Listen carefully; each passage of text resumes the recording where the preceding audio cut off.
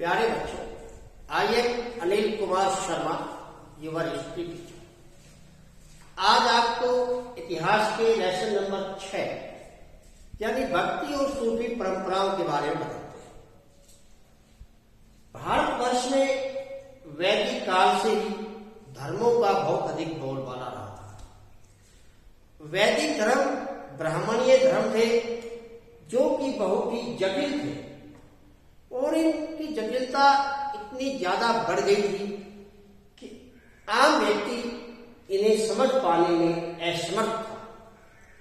तो ऐसी स्थिति में छठी शताब्दी के अंदर कुछ नए धर्म यानी कि विश्वास वर्ग के सामने आए, जिनमें भक्ति और सूफी संतों का बड़ा योगदान था।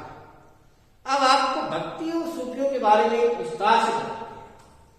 देखिए, भक्ति शब्द की उत्पत्ति संस्कृत के शब्द भज से हुई है, जिसका मतलब होता है ईश्वर को भजना, अर्थात भगवान की भक्ति को कीर्तन, गीत व संगीत के माध्यम से प्रदर्शित करना।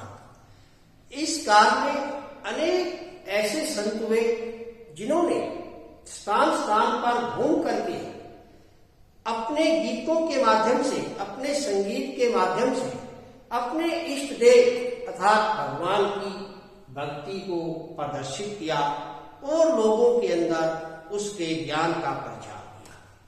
इसी कड़ी के अंतर्गत हम आपको तमिलनाडु की दो भक्ति परंपराएं अलवार व नैनार के बारे में बताएंगे तथा कर्नाटक के अंदर वीर शैव के बारे में बताएंगे। अलवार तमिलनाडु की भक्ति परंपराओं में अलवारों का एक विशेष स्थान था। अलवार भगवान विष्णु के भगत थे। इसके अंतर भी लोग दो प्रकार की विचारधारा रखते थे, एक शैगुनवादी, एक निर्गुणवादी। शैगुनवादी भगवान के मूर्त रूप में विश्वास करते थे, अर्थात उनके दृष्टिकोण में भगवान विष्णु के अनेक अवतार हैं, जिनमें राम और कृष्ण के रूप में उनकी पूजा की जाती थी। अलवार संत एक स्थान से दूसरे स्थान पर विचरते हुए या घूमते हुए गीत संगीत के माध्यम से अपने आराध्य देव विष्णु की आराधना करते थे। दूसरी तरफ नैनार, जिन्हें हम शिव भगत कह सकते हैं, ये भगवान शिव का गुणगान करते थे और एक स्थान से दूसरे स्थान पर जाते हुए गीत व संगीत के माध्यम से शिव की व्याख्या करते थे, स्तुति करते थे, उसका गुणगान करते थे। तीसरी परंपरा में वीर शैव संत आते। ये कर्नाटक की एक भक्त परंपरा थी। वीर शैव भगवान शिव के ही भगत थे और इस संप्रदाय के लोग अपने बाएं हाथ की बाजू के ऊपर चांदी के पिटारे में एक शिवलिंग को बांध के रखते थे, जिस कारण इनका नाम लिंगायत पड़ा। आज भी कर्नाटक के अंदर लिंगायत समुदाय के लोग रहते हैं। लिंगायत का अर्थ ये हुआ कि लिंग को धारण करने वाले लिंगायत हैं। इन परंपराओं में जो संत थे उनके शासकों के साथ, राजाओं के साथ बड़े गहरे संबंध थे, क्योंकि शासक लोग जनता में अपनी लोकप्रियता बनाए रखना चाहते थे। ये संत जनता में लोकप्रिय होते थे। इसी बात को ध्यान में रखते हुए अनेक शासकों ने इन संतों को अपने इष्ट देव के मंदिर बनाने के लिए धन भी दान में दिया, भूमि भी दान में दी। उदाहरण के लिए चोर शासकों के अंदर तंजावुर का मंदिर, बृहदेश्वर मंदिर बहुत ही प्रसिद्ध है। इन मंदिरों के अंदर इन संतों के इष्ट देवता की मूर्ति लगी होती थी। उसके साथ साथ कई स्थानों के ऊपर इन संतों की भी मूर्तियां लगाई जाने लगी और आज परंपरा के तौर पे इन संतों की भी पूजा होती है। ये तो भक्ति आंदोलन के प्रमुख संत हैं। अब भक्ति परंपरा की विशेषताएं क्या है? देखिए, भक्ति परंपरा समानता के भाव पर आधारित है, क्योंकि भक्ति संत जो थे ये जाति पाति के किसी प्रकार के बंधन को नहीं मानते थे। इनके अंदर ब्राह्मणों से लेकर के अछूत समझे जाने वाली जातियां तक भी शामिल है। इसमें संत रैदास का नाम प्रमुख रूप से लिया जा सकता है, वासवन्ना का नाम प्रमुख रूप से लिया जा सकता है, क्योंकि जब जिस धर्म में, जिस परंपरा में जाति बंधन नहीं होते, उस परंपरा में अधिक से अधिक लोगों का जुड़ाव बन जाता है। दूसरा, भक्ति परंपरा के संतों ने ईश्वर के साकार व निराकार दोनों रूप को स्वीकार किया और उन्होंने संपूर्ण समाज के सामने संदेश दिया कि ईश्वर एक है, सर्वशक्तिमान है, हर जगह विद्यमान है। केवल भगवान को प्राप्त करने के लिए हमें कर्म, ध्यान और मोक्ष इनका ध्यान नहीं करना चाहिए, अपितु केवल एक सरल उपाय भक्ति यानी भजन के माध्यम से ही हम उसे प्राप्त कर सकते हैं और संसार के सभी बंधनों से मुक्त होकर के मोक्ष को प्राप्त कर सकते हैं। ऐसे भक्ति संतों का मानना है। इसके साथ साथ सरल व स्पष्ट भाषा की भक्ति संत अपने ज्ञान का प्रचार लोगों की भाषा में करते थे, स्थानीय भाषा में इसका प्रचार करते थे। क्यों? क्योंकि जब तक स्थानीय भाषा में किसी चीज का प्रचार नहीं होता है, तब तक वो बात लोगों की समझ में नहीं आती है।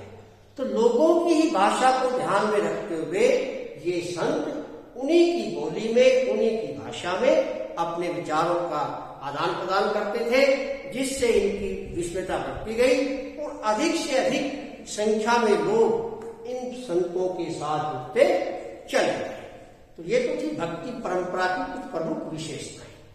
अब सूफी वाद।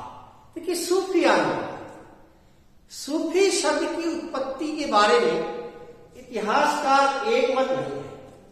अनेक इतिहासकारों के अलग अलग विचार हैं। सूफी शब्द की उत्पत्ति सूफीजम से हुई है, ठीक है, जिसका अर्थ है सूफ। सूफ को मोटे तौर पे ऊन कह सकते हैं, अर्थात जो खुदरे वस्त्र धारण करे वो सूफी कहता है। कुछ इतिहासकारों ने सूफी का मतलब सफा से लिया है। सफा यानी साफ, साफ का मतलब यानी शुद्ध, पवित्र, इससे भी उन्होंने माना है। तो प्रत्येक इतिहासकारों के अलग अलग विचार होते हुए भी ये सूफी आंदोलन उस समय के प्रमुख आंदोलनों में से एक था। सूफी संतों के बारे में कहा जाता है कि ये संत भगवान के निराकार यानी बिना आकार वाले रूप की पूजा करते थे। जहां सूफी संत रहते थे उस स्थान को हम खानकोह बोलते हैं। खानकोह को है यानी जहां संत निवास करते हैं। दूसरा, दरगाह, जहां सूफी संतों को दफनाया जाता था उस स्थान को हम दरगाह के नाम से जानते हैं। अब भारतवर्ष में अनेक ऐसी खानकोह थी जहां बड़े बड़े शासक लोग जाते थे। इन सूफी संप्रदायों के पास जाने वाले शासकों में दिल्ली सल्तनत के सरदारों से लेकर के मुगल काल तक के शासकों का आना जाना था। इतना ही नहीं, ये शासक लोग दरगाहों को अनुदान भी देते थे, दान भी देते थे। कहा जाता है कि महान सम्राट अकबर अपने शासनकाल में नईमुद्दीन चिश्ती की दरगाह यानी अजमेर शरीफ के अंदर 14 बार गया और 14 की 14 बार वह उस दरगाह के ऊपर अनेक प्रकार के उपहार व अनुदान दान में देकर आया है। ऐसे ही दिल्ली के निकट निजामुद्दीन औलिया दरगाह बड़ी प्रसिद्ध दरगाह थी। ये शासक वहां जाकर के उन सूफी संतों की शरण में बैठ करके ज्ञान प्राप्त करने के साथ साथ प्रजा में अपनी छवि को मजबूत बनाने के लिए इन संतों का सहारा लेते थे, क्योंकि इन संतों के माध्यम से ही वह हिंदू जनता के ऊपर शासन कर रहे थे। क्योंकि ये संत जाति बंधन से बिल्कुल मुक्त थे। इनके यहाँ दोनों संप्रदाय हिंदू और मुसलमान समान रूप से आते जाते थे और इन्होंने सभी का समान रूप से आदर सत्कार करते थे। इनकी खान खोल के बाद बड़ी मात्रा में भीड़ रहती थी। एक पाकशाला जहां भोजन बनता है वो भी होती थी। ये संत प्रत्येक जाने वाले अनुयायी को जलपान कराते थे, भोजन कराते थे, उनकी समस्याओं को सुन करके उनके समाधान भी करते थे। तो ऐसे सूफी संत भी दो प्रकार के, एक को हम कह सकते हैं बेसरिया, एक को कह सकते हैं बासरिया। जो शरीयत में विश्वास करते थे, शरीयत इस्लाम के लिए जो शरीयत में विश्वास करते थे वो बासरिया, और जो शरीयत में विश्वास नहीं करते थे उन्हें बेसरिया के नाम से जाना। इन सूफी संतों की भी सिलसिलेवार इनके सिलसिले कायम होते गए, जिनमें चिश्ती सिलसिला, कादम्बरी सिलसिला, नक्शबंद सिलसिला ये प्रमुख हैं, जिनमें सबसे ज्यादा महत्व चिश्ती सिलसिले को ही मिला है, जिसके संस्थापक इसहाक चिश्ती थे। लेकिन भारतवर्ष में वास्तविक संस्थापक मोइनुद्दीन चिश्ती को माना जाता है। अब इन सिलसिलों के बाद सूफी संतों के आंदोलन की विशेषताएं, देखिए धर्म या के आंदोलन जो भी थे उन सबकी शिक्षाएं लगभग समान है। ऐश्वर्यवाद सूफी संतों में प्रमुख रूप से कबीर और गुरु नानक देव जी हैं। ये एक ईश्वर के अस्तित्व में विश्वास करते थे। समानता पर आधारित इनके विचार थे कि हर व्यक्ति समान है, कोई ऊंचा नीचा छोटा बड़ा नहीं है।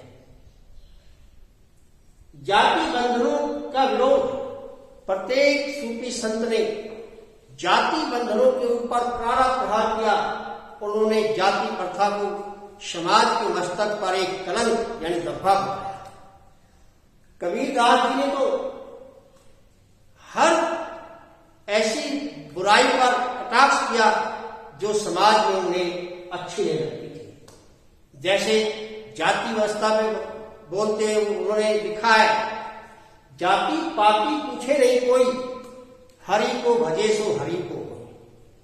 इसी प्रकार मूर्ति पूजा का खंडन भी करते हुए उन्होंने लिखा है कि जय पहाड़ पूजे हरि मिले तो मैं पूजू पहाड़, याते ते जाति भली पीस खाए संसार। मुसलमानों की मस्जिद पर भी कटाक्ष करते हुए उन्होंने लिखा है, कंकर पत्थर जोड़ के मस्जिद नहीं बनाए, ता चढ़ी मुंडा बाग दे बहरा हुआ खाए। अर्थात इन संतों ने, इन सूफी संतों ने मूर्ति पूजा और आडंबरों का डटकर विरोध किया। इसी कारण से ये संत हिंदू और मुसलमान दोनों संप्रदायों के अंदर बड़े लोकप्रिय हुए और इनके द्वारा ही समाज के अंदर एक नए धर्म की स्थापना की। अब कुछ प्रमुख संत हैं जिनमें कबीरदास, गुरु नानक देव जी और मीरा, इनके विषय में आपको हम संक्षेप में इनकी जीवनी थोड़ी सी बताते हैं। तो कबीरदास जी के जन्म के ऊपर इतिहासकार एक मत है कि इनका जन्म कहाँ हुआ, कब हुआ, कैसे हुआ।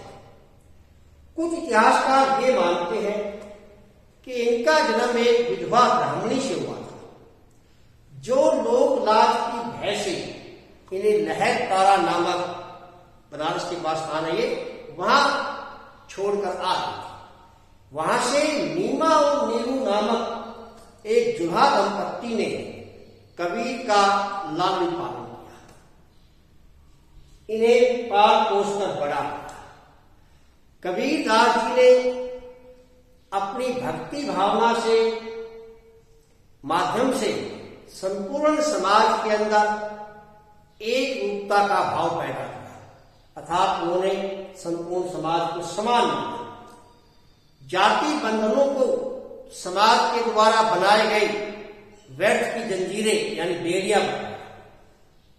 इनके अनुसार ईश्वर की भक्ति करने में कोई जाति व्यवस्था का स्थान नहीं होता है, छोटे बड़े सभी व्यक्ति ईश्वर की पूजा कर सकते हैं। इन्होंने नारियों के ऊपर भी कुछ कटाक्ष किया जो वर्तमान समाज में उचित नहीं लगता है कि नारी की जहां परत अंधा हो भुजंग, कबीरा तिनकी ते गति नित्य नारी के संग। तो इस प्रकार से समाज में जहां भी इन्हें कोई बुराइयां दिखाई थी, इन्होंने उसके ऊपर तुरंत निर्भीक होकर के अपना कटाक्ष किया है। कबीर की उल्टवासियां बहुत ही प्रसिद्ध हैं। आज तक समाज में इन उल्टवासियों की गिनती होती है। आपने अपने देहाती समाज में सुना भी होगा, कईयों के मुंह से कई जो है कबीर की साखियां गा गा करके सुनाते हैं। बताए गुरु नानक देव, ये गुरु नानक देव जी सिख धर्म के संस्थापक हैं। इनका जन्म 1469 ईस्वी को तलवंडी जो पाकिस्तान में ननकाना साहिब नामक स्थान पे हुआ। कबीर बचपन से ही प्रभु की भक्ति में लीन रहते थे।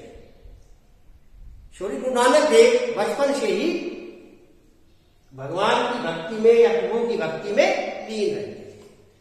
गुरु नानक देव जी ने सिख धर्म की स्थापना भी इसी परंपरा को लेकर की, क्योंकि समाज के अंदर जाति व्यवस्था अपनी चरम पर थी और गुरु नानक देव जी ने लंगर व्यवस्था यानी सामूहिक रूप से भोज, इसका आयोजन सबसे पहले गुरु नानक देव जी ने किया।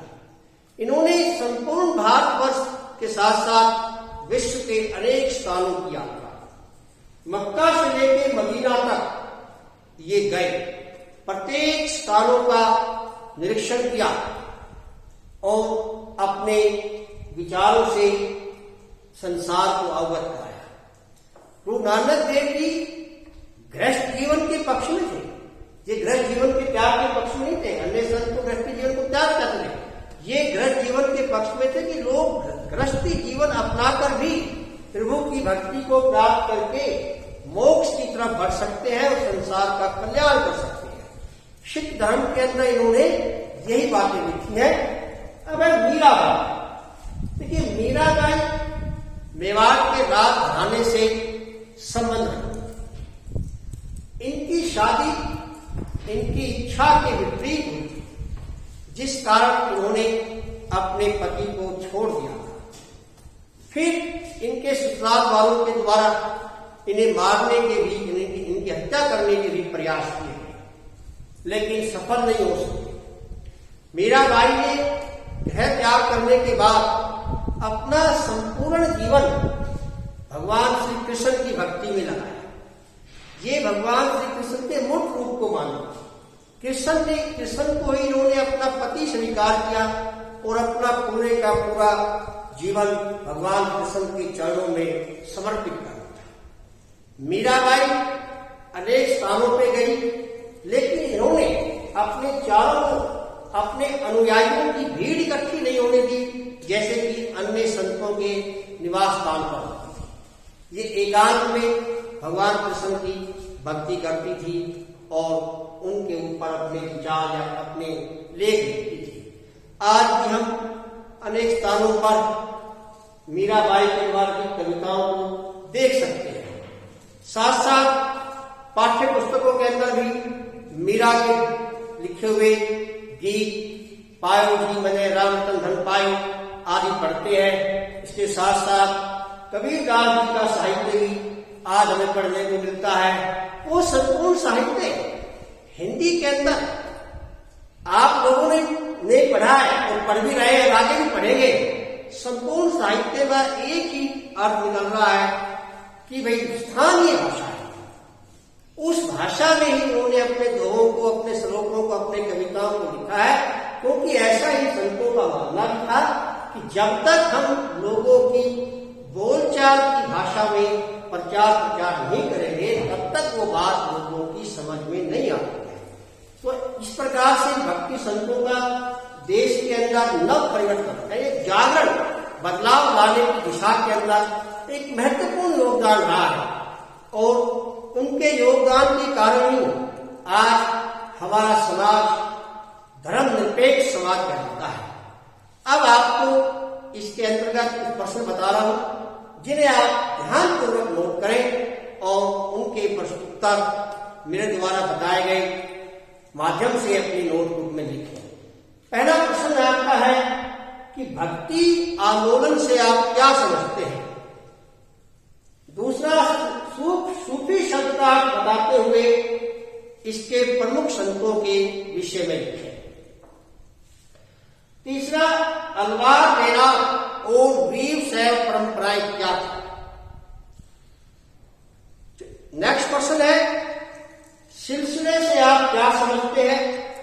प्रमुख सिलसिलों का वर्णन कीजिए।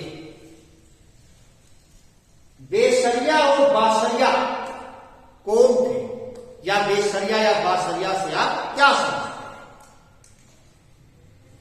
सूफी परंपरा के दो संत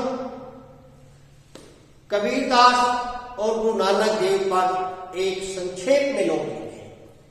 भक्ति परंपरा की प्रमुख संत मीराबाई के जीवन को संक्षेप में लिखें। धन्यवाद।